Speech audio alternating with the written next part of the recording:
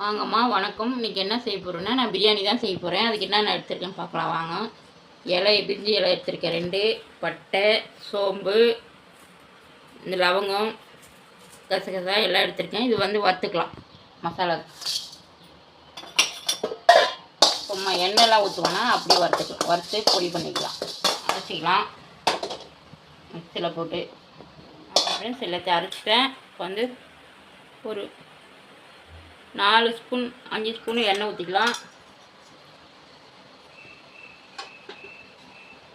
எண்ணெய் காயிட்டும்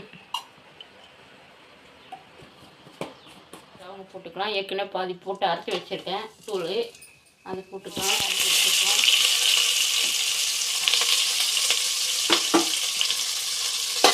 அரைக்கில தான் பண்ணுவேன், அதனால் 3 வெங்காயம் போட்டிருக்கேன். 2 பச்சை மிளகா போட்டுக்கலாம். இடிக்கும், கை எட்ட வச்சு போட்டுக்கணும். நான் ஒரு 1.5 ஸ்பூன் இஞ்சி பூண்டு பேஸ்ட் போட்டுக்கிறேன்.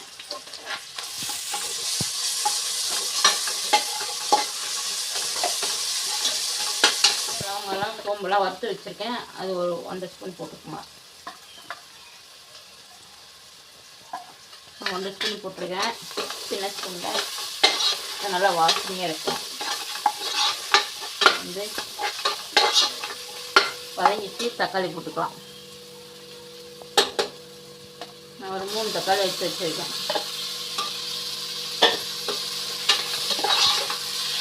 அரை கிலோக்கு 3 தக்காளி, 3 வெங்காயம், 2 பச்சை மிளகா, 1.5 ஸ்பூன் இஞ்சி பூண்டு பேஸ்ட்டு. அது வறுத்து போட்டால் நல்லா இருக்கணும், நிறைய வேணாம்.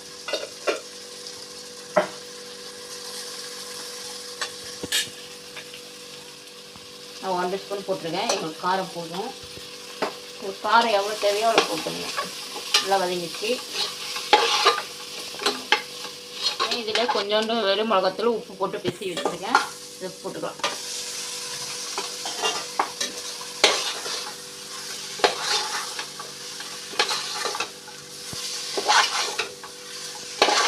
நல்லா எண்ணெய் பிரிஞ்சு வரட்டும். தேவையான அளவு உப்பு போட்டுங்க. ஒரு பிடி கொத்தமல்லி போட்டுக்கலாம். இப்படி புதினா போட்டுக்கலாம். நல்லா வதக்கிட்டு பாஸ்தா தான் எடுத்து வச்சுருக்கேன், அதை தான் சேர்த்து போகிறேன். நான் ஒரு 3 ஸ்பூன் தயிர் ஊற்றிக்கிறேன்.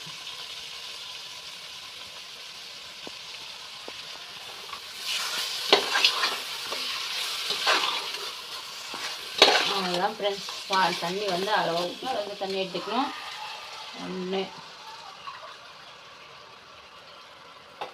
2 நான் 3 டம்ளர் தான் எடுத்துக்கினேன். 2 டம்ளர் அரிசிக்கு 3 டம்ளர். நான் தண்ணி அதிகமாக வச்சா குழப்பம்னு ஆகிடும்.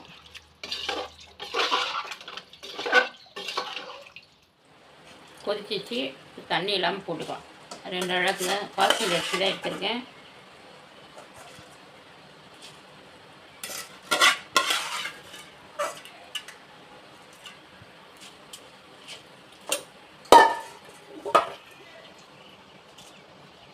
தண்ணி இதுக்கப்புறம் ஊற்றக்கூடாது.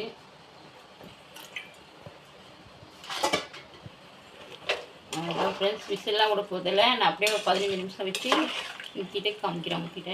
இப்போ வந்து லவங்க போடும், அது பிஞ்சு விட்டுக்கலாம். அவ்வளோதான் ஃப்ரெண்ட்ஸ். வச்சு காமிக்கிறேன், பார்க்கலாம் வாங்க ஃப்ரெண்ட்ஸ். இப்படி பழப்பழன்னு எடுத்துக்கிறேன்.